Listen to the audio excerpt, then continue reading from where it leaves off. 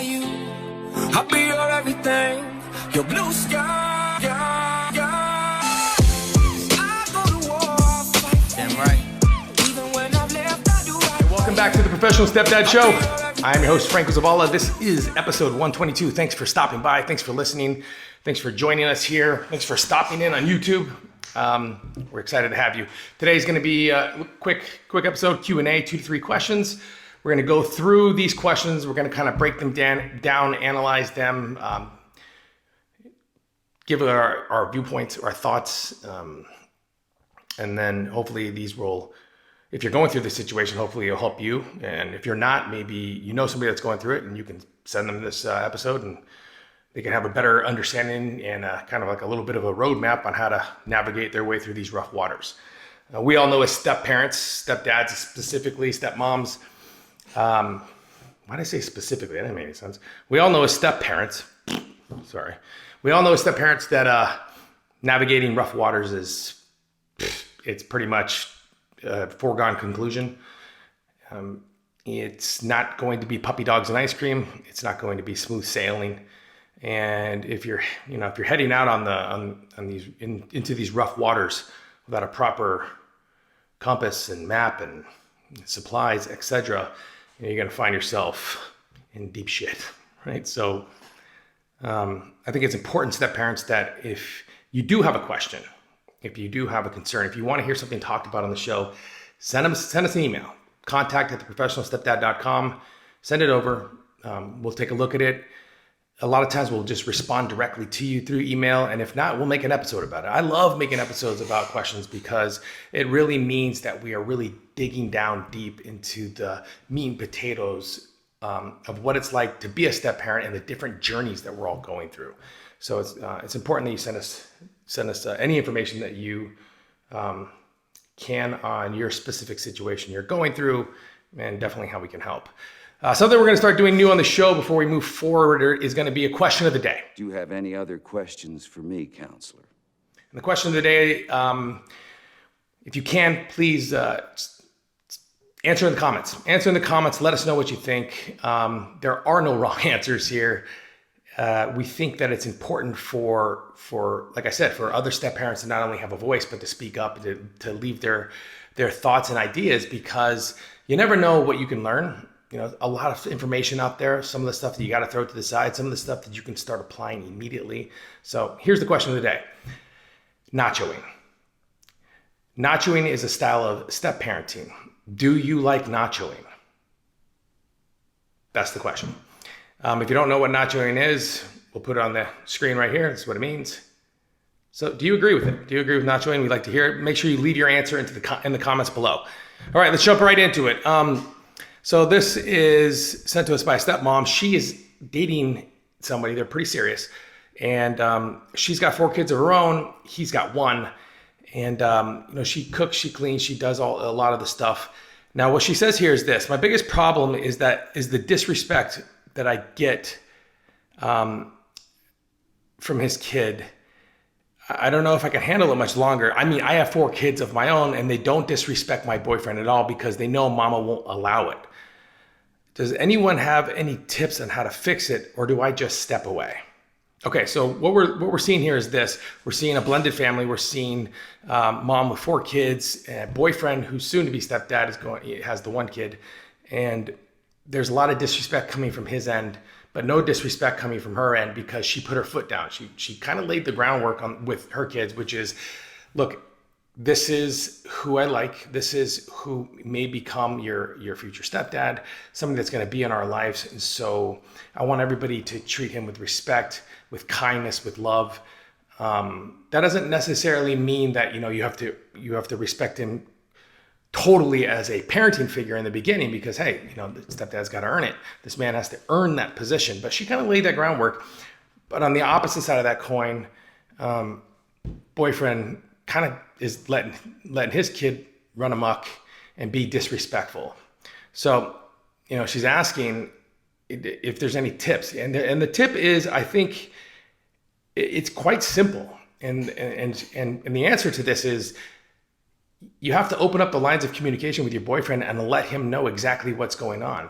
Now, that doesn't mean you say things like, well, look what I have my kids doing for you, but you don't have that for me. Like, you don't want to get into an aggressive mode. You don't want to start pointing fingers or start laying blame, because then that will just put each of you on the defense.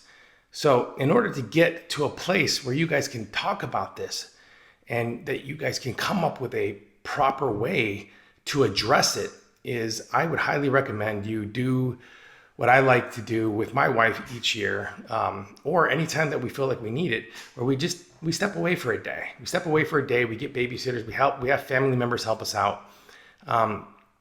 Sometimes stepping away means going to a hotel for a day. Sometimes it just means just going for a drive.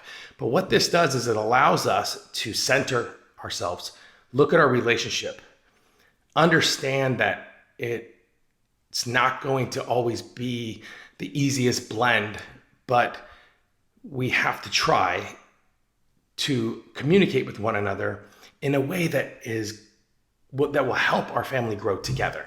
And that's the key here. Your goal is to help your blended family grow together, meaning you want to be making progress forward, right? So for any step parent, you know this, in the first few years, you are doing anything and everything possible just to earn the respect and the love and joy and admiration for people in your family. And you get a lot of, kickback. You got a lot of disrespect, people talking shit about you behind your back. But that doesn't mean you stop. That doesn't mean you don't keep moving forward. And it's a lot easier. Trust me, I know this. It's a lot easier when you and your partner can get on the same page and develop a strong bond, a dynamic duo, where you both agree that you're going to have each other's back. You're going to parent and you're going to guide young adults together. And I think that's one of her problems here. I mean, she's talking about stepping away, and, she's asking random strangers on the internet, what should I do? You shouldn't be asking. I mean, I understand that we do what we can to seek help, and I'm not knocking people going online and posting their questions because they truly want to try to get an answer. But you got to look within. You got to look within, and you got to say to yourself, what can I do to approach him so he doesn't go immediately on the defense? We can come up with a game plan, and we can develop this sort of like this blueprint in order to move forward. And the answer is that take that day away. Take that day away, take that couples retreat for that 24 hours, sit down and set goals for each other. What do you want what do you both want to accomplish individually this year? What do you both want to accomplish together as a family? And what do you both want to accomplish spiritually, financially, etc.? Like, start setting these goals, start setting these benchmarks, because you want to make sure that you're striving for something, not just for yourself, but for your family. And that's how you open up the lines of communication. You do it in a non-aggressive way that is also compiled with action steps for each other. So that's what I highly recommend that you do, stepmom. Hope that helps. All right, next question.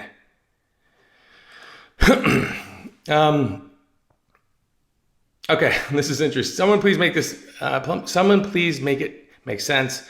My stepson has gotten so lazy, does absolutely nothing, no chores, no exercise, no playing outside with friends, literally has 22 hours of screen time every day this week, which means he's on it all day, even on YouTube, playing all night long, but my partner will not get it under control. All right, stepdad, this is interesting. This is going to be it's an interesting approach to this, because what I'm going to suggest is that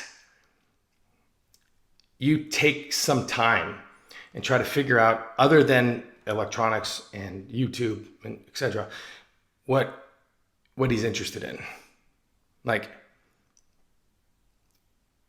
the games that he's playing and the YouTube videos that they're watching. Yeah, that he's watching. The YouTube videos that he's watching. What is he up to? What is he into? Find out what it is. Find out what it is, and then do some research on those subjects so that you can approach him with conversation starters. So it looks, feels, and acts like you're genuinely interested in what the hell they're doing.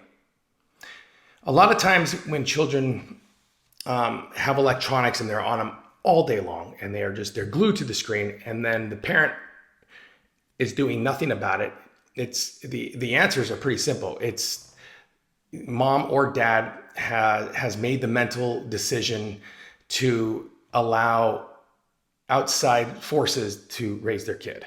And that in itself is a horrible idea. It's just a horrible idea. So if your partner is not doing anything about it, again, just like the last question and just like the last piece of advice I gave, you and your partner have to open up the lines of communication and get on the same page. But, you know, with her son, you can't like go and attack him. You can't take the phone. You don't want to take it away, etc. So I would recommend that you figure out what he's into, what he likes, what he doesn't like, what sports he maybe used to play, so things that he's into. Just start, these are conversation starters, because from there you can start to build rapport. And from rapport, you can make suggestions. And from suggestions, you can change habits. See what I mean? But if you just jump right to the end and be like, give me the phone, get outside, go climb a tree, they're going to resent you. They're not going to want to do it. An argument's going to take place. And before you know it, you know, you're packing your bags, you're getting the hell out of there because you're so frustrated at mom because she won't do anything to help you. That's what you don't want to do. Don't, like I said, don't try to solve the problem. Analyze the problem for what it is. Do your research. Understand what they're into and what he's into. Communicate that through suggestions and conversations. It's going to be a slow start. You got to have patience with it, but eventually it will all work for you. And while you're doing that, and while you are showing interest, and while you are taking interest in what he likes, you and your partner need to sit down and really talk about it. You really do. You just need to sit down and talk about it. You got to be like, why am I the only one that cares? I'm the stepdad. You're bio mom. Why don't you care? Something's going on with her that she is definitely hasn't told you yet, or she is holding back, or she maybe was jaded, or I don't know what happened in her last relationship, or I don't know what's going on in her life right now, but something is happening to where she's okay with him being raised by outside forces like social media and television. And you need to get to the root of that. You need to figure out why she's okay with it. And then from there, build. Remember, it's not about, she's not a bad parent. That's not what she is. She's not a bad parent at all.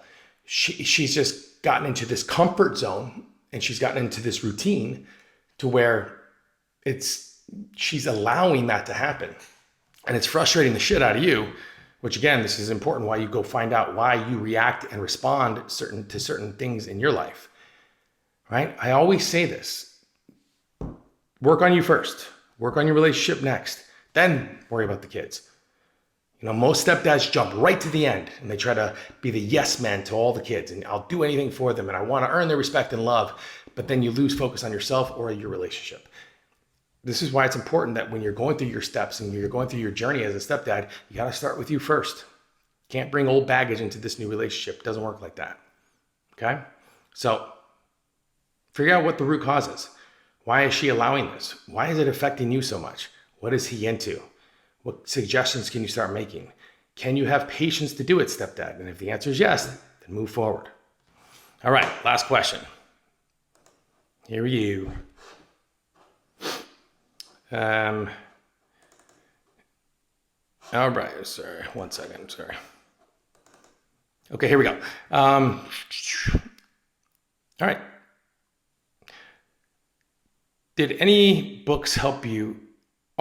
Did any books help you on being a step parent? Well, that was an easy question. Here's a suggestion for you. Anybody that writes a book about being a step parent is going to give you their point of view. Great information. Make sure that whomever wrote the book or whoever gave, or shared that book with you, etc., make sure that they are still in a blended family. Last thing you want to do is be taking advice from somebody that has no idea what you're going through. That's like taking financial advice from a homeless person. Doesn't make sense, right? So I would recommend the 5 love languages. There are 2 different versions of that, the 5 love languages and then the 5 love languages for children. Start off with yours, figure out what your love language is, figure out what your partner's love language is, learn how to communicate with one another, and then do your study and do your reading on the 5 love languages for kids, because That's how you communicate with the kids. I did this. I did every bit of this. I read the books and then I slowly waded into the waters, trying out different methods and ideas when it came to the love languages until I developed a thing called the Kids Corner, where, each one of my kids are on a board and, their love languages will represent the day. And then on that day, I speak their love language. For instance, my daughter, Claire, she's my middle child. Her love language is service. Now, her acts of service for her are so big on her end, but on my end, for what I can do as a step parent, acts of service are just little things. So she's always rushing for school. She's a senior now. She's busy. She's got 2 jobs. So I'm going to do everything I can to try to help her out, meaning I'll make her bed. I'll try to start her laundry. I'll have some food waiting for her, just like little tiny things. So on that day, it's her day. It's focused on her. So the 5 love languages for kids and the 5 are for children and the 5 love languages, period, the one for you and your partner. I would highly recommend those books because they will help you understand the importance of communicating with an individual while speaking their love language. Sound good? All right, perfect. All right, guys, that was episode 122. Yeah, right? We're on 122. I'm making so many cool new videos that sometimes 122. So that was episode 122 of the Professional Stepdad Show. I am so grateful, so happy, so blessed to be not only doing the show, but for you watching, for you listening.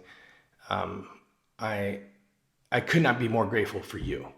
Thank you for believing not only in the information that I'm delivering, but for just the love and the kind words that I get sent each and every day. And I'll do my very best to be my very best for you. All right, talk to you soon. Hey, thanks for listening to the show. Listen, if you know a stepdad who is in need of any of this information, do me a favor right now. Hit that subscribe button and share this episode with them as fast as possible. Did you do it? You did it. Quiet on the set, please. Thank you, everybody.